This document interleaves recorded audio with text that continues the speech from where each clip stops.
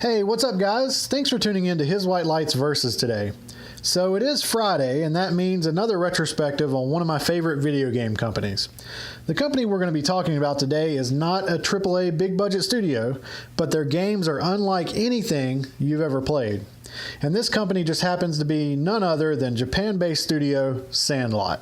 Let me ask you this, what do you get when you mix gigantic bugs and aliens, hundreds of unique weapons to use, and completely destructible environments? Earth Defense Force, of course. And while there were additional entries in this series from other developers, we're going to focus solely on Sandlot's efforts in the series.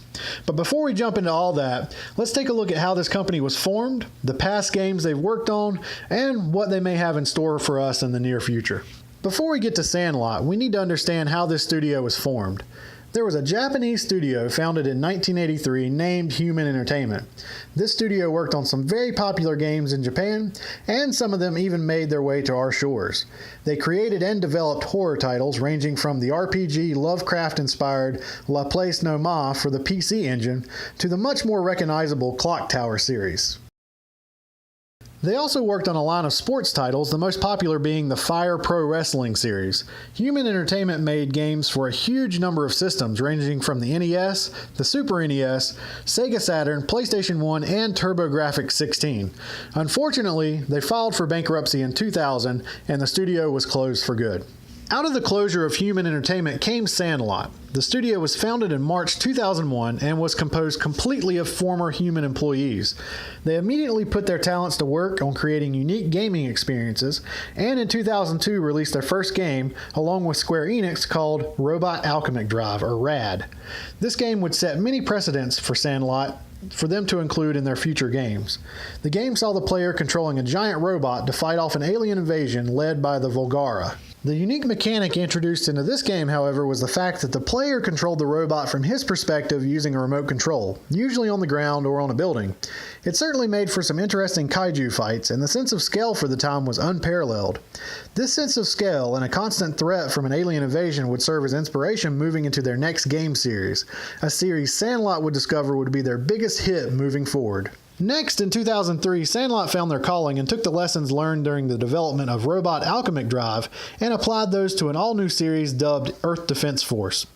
The first entry in the series was released under the Simple 2000 line of budget titles in Japan and was published by D3 Publisher. The premise of this game is straight out of a 1950s alien invasion movie. The year is 2013, and a series of radio waves were picked up by scientists proving that extraterrestrial life exists outside our solar system, much like the unexplained radio waves picked up by real-life SETI satellites.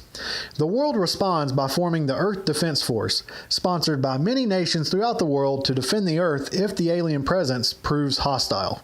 The series that followed this foundation would highlight the types of gameplay that you would not see anywhere else. The EDF games are third-person action games that focus on fighting aliens that are much bigger than the player, sometimes literally taller than skyscrapers.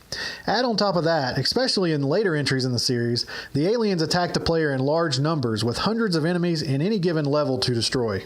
Upon killing enemies, they can drop armor upgrades or randomized weapon caches for the player to pick up.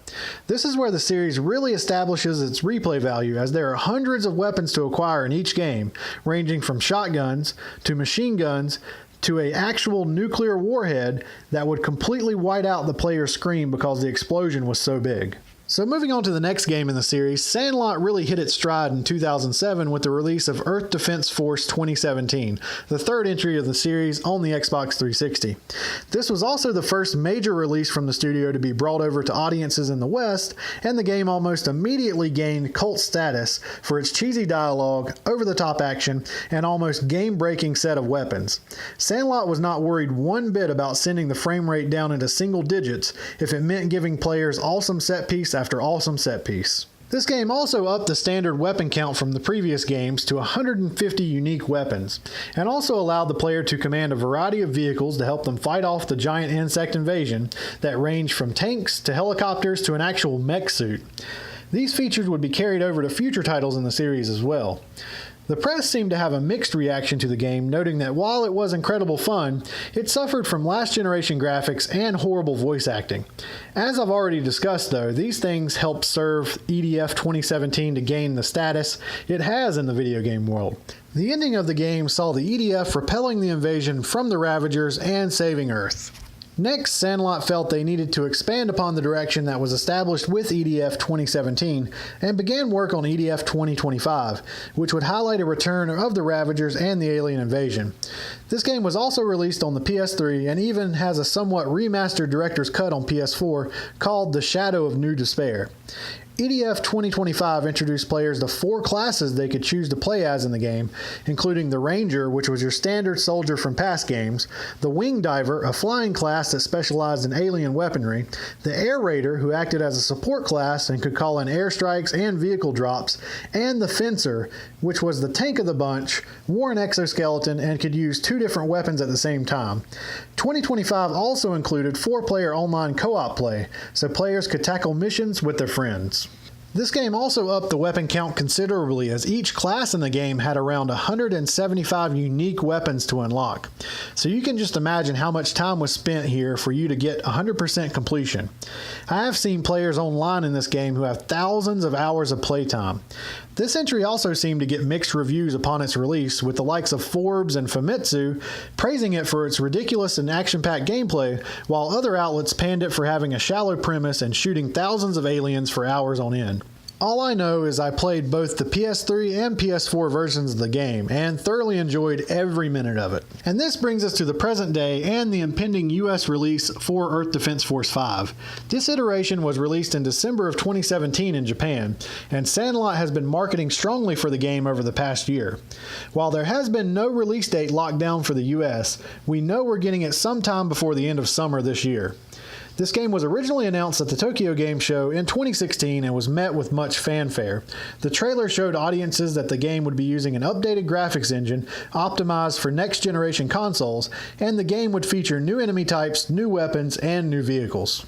The marketing for the game highlighted the campy nature of the series, with mock news reports and giant aliens destroying the city yet again. Again, players will have a myriad of levels to complete, thousands of enemies to defeat, 4 classes, and online cooperative play. I am ready to take the Ravagers on again very soon. I can definitely see myself sinking quite a few hours into this game when it releases. So to wrap things up, Sandlot was formed out of the bankruptcy of Human Entertainment and went on to create a game series that has garnered a dedicated cult following. With its absurd action, campy atmosphere, and giant aliens, I believe this series is here to stay for a long time. If you've never checked out any of Sandlot's games, I would encourage you to do so, and Earth Defense Force 5 would be a great jumping on point for series newcomers. I will be picking it up on day 1, so send me a friend request on PSN and we can level an entire city while trying to save it. Thanks again for tuning into His White Light's Versus for gaming news and commentary. I appreciate all your support in putting these videos together, and I enjoy discussing your thoughts on each game I feature on my channel.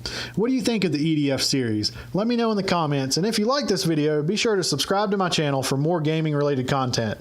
Until next time, guys.